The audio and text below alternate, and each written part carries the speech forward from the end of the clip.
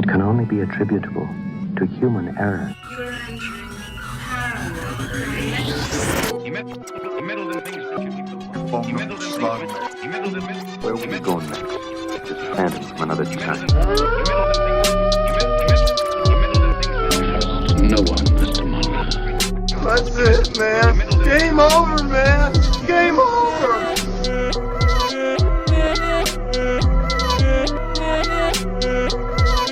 That is one big pile of shit. Hello everyone, it's Eli Watson coming at you again with another Tall Tale episode for you Patreon listeners. I am again solo. I'm not sure how long these solo camping adventures are going to go, but I'm here for the ride, you know what I'm saying? And I hope you guys are here with me. Today we're talking about something quite, fancy, if you will. Talking about the old Kinderhook Blob. But in all seriousness, everyone, the Kinderhook Blob is not something to make light of because it scares people. Alright, continuing on. Where's the Kinderhook Blob located? We'll begin with our typical location description. Location, Kinderhook, New York. It's a small town, actually sometimes referred to as a village. It means children's corner in the original language the Dutch settlers spoke, which, upon reflection, is not Dutch, right? Dutch refers to the Netherlands, formerly known as Holland. I'm not entirely sure, like Hollish, Polish, I don't know what the language would be over there, and I didn't take the time to figure it out, so I'm sorry, listeners. You're going to have to work with incomplete information, but know that that's where the settlers came from. That's where the name Kinderhook comes from. And if you're like me, you hear the word kinder, I'm thinking kindergarten, but we're not there yet. So according to a 2000 census by the U.S. Bureau of Censuses, there's roughly 8,296 people living in Kinderhook, New York, as of the year 2000. So not a very big town, and I can only imagine it's going to be less when we travel back in time, to the 1960s. That's right, everyone. The best decade in American history, the 1960s. Actually, it's probably not true. But anyways, one of my favorite decades, the 1960s, is where this story's taking place. So, you got Scooby, Shaggy, Daphne, Velma, Fred all hanging around at this time. So we're actually going to the year 1962. And I should throw this little factual out there. Every article that I could read on the Kinderhook Blob stated this, that no less than 6 people encountered the floating, ghostly, blob-like creature known as the Kinderhook Blob. I think that's a very interesting way to put it, no less than 6. Because, that's how many I got. It was 6 people who saw it. So, that is no less than 6. But that almost makes it sound like it's more, right? So, like, no less than 6, no more than 10, but which one is it? Why can't you give us specifics? I don't know. The majority of this information comes from a book known as Monsters of the Northwoods, written by New York State Library genealogist Bruce Hallenbeck, and also co-written with Paul Bartholomew, Robert Bartholomew, and William Brand. And if you recall, Robert Bartholomew also wrote the book The Untold Story of Champ, which was discussed a lot during our Champ series. So yeah, it's all kind of intertwined. But basically, Hallenbeck had his own encounter with the Kinderhook Blob when he was around 10 years old in 1962. Allow me to read it for you. So he describes that he was in the woods behind his parents' house, hanging out with his cousin, Cherry, who was around the age of 7. As I said earlier, Helen Beck was age 10.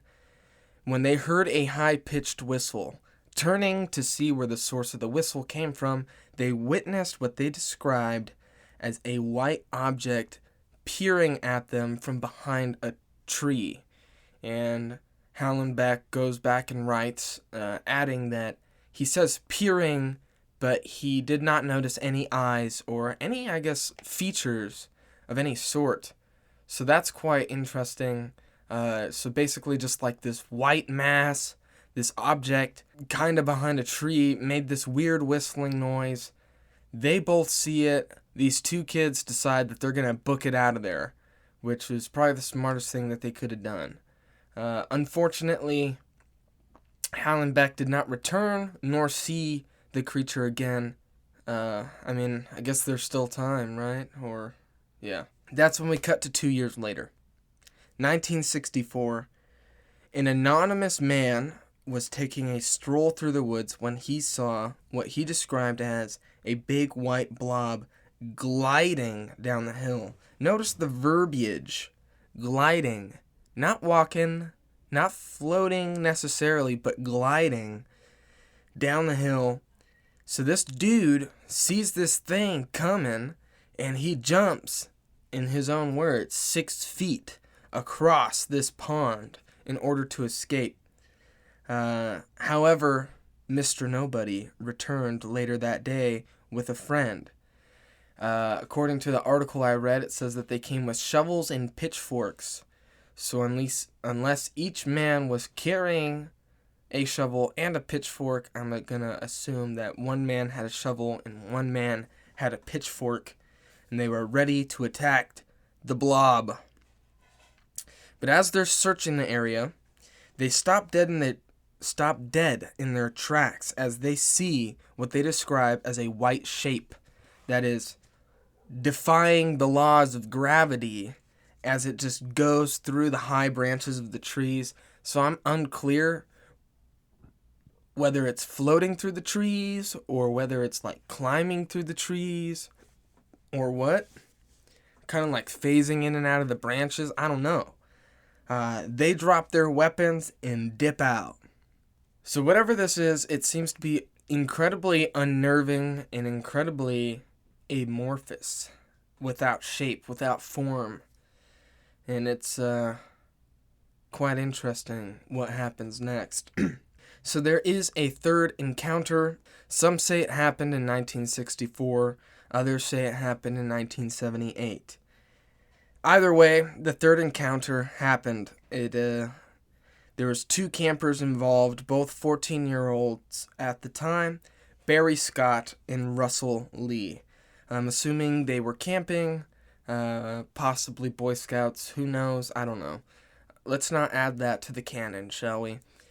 2 boys camping out in the woods, that's not uncommon. They set up their tent, they're in their tent, and they hear something tramping through the woods. Now, this is an interesting detail, because if you remember, the previous sighting referred to it kind of gliding and then kind of like, I guess, going through the treetops. No mention of any noise whatsoever, and there was only one mention of a sound that it made, which was whistling, and that came from Helen Beck himself. So this one, tramping, is definitely interesting because we haven't seen any feet yet. I guess we haven't not seen feet, but definitely hasn't been reported up until this point. And as we'll see here shortly, will not be reported. We have these boys. They hear tramping through the brush. They decide that they want to go, I don't know, investigate. Not necessarily investigate, but definitely check out what the heck is happening. So they open up their tent just a tad, enough to peek out, and they see what they describe as a blob, more akin to a ghost, like an old school sheet over a person type ghost. And I have 2 descriptions here, one from Barry, who said it was a bell-shaped white being, and Russell, who said it looked like the Virgin Mary. So, I don't know, that seems to be very interesting. It's less blob-like, more, I guess, cloth-like. I don't know. Is this evidence that it could be transforming? I don't know. Let's see. So both the boys agreed, however, that it was floating above the ground more than it was walking on the ground. So that's definitely something of note, and definitely doesn't make any sense until how they heard tramping through the woods. They said it stayed there for maybe a couple of seconds before it disappeared into the thicket. No photo evidence exists for the Kinderhook Blob. The only thing we have are those 3 encounters from the 1960s, possibly one from the 1970s. Not entirely sure yet. Not sure we'll ever entirely know. But it's interesting, to say the least, that some encounters did happen. Multiple people reporting the same thing. I mean, theories abound, man. Is it a ghost? Is it an interdimensional window faller that was beginning to take shape as something else? Was it some sort of entity? I don't know. A sentient cloud. Perhaps even a skyfish, if you will. If you haven't listened to the skyfish episode, I think that's back from like tome 1. Go back and listen to that. That's a whole lifetime ago. All we know is that the Kinderhook Blob is a UFO. Unidentified flying organism, as almost every encounter describes it as flying. I should note that it is not entirely an isolated incident. Not that there's a bunch of flying blobs out there, although there have been several flying entities reported throughout time. But this one just seems particularly interesting because it's white and it's a blob, I guess. I don't know. Also, the area around Kinderhook is known to have some sort of paranormal, cryptozoological activity happening. Hallenbeck's family has a history in that area as well regarding to the cryptozoological.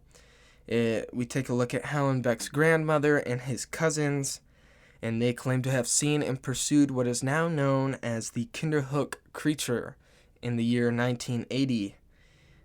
Same stretch of woods right there in Kinderhook. And it is a Bigfoot-like creature, Sasquatch-like creature.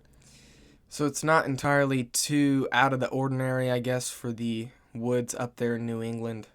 I mean, hate to cut it so short, everyone, but I mean, that's really all I have on the Kinderhook Blob. It's a really nice, short cryptid. It's fun. You can kind of make up your own little lore about it, too. So why not? If you guys liked this episode, if you guys are still enjoying the solo camping episodes, be sure to drop a comment below. Let me know that I'm doing all right. Oh, thank you again very much, Patreon subscribers, for subscribing to the show. I mean, it means a lot. I've been really kind of crunched for time. I know all of us have. I mean, just dealing with a lot of stress, but me specifically, I've been just doing a lot lately, and so doing episodes I greatly enjoy doing. Obviously, you guys keep me going, but sometimes it's harder to get down to business and get to doing these longer episodes. I aim to get back to doing some longer tall tales here shortly, but like I said, I'm a little crunched for time, and sometimes these shorter cryptids have to do. Thank you, everyone. Have a wonderful evening. I hope you are not too spooked by the story of the Kinderhook Blob, and perhaps, I don't know. I mean, that's all there is to it, right? Alright, see you next time. Peace.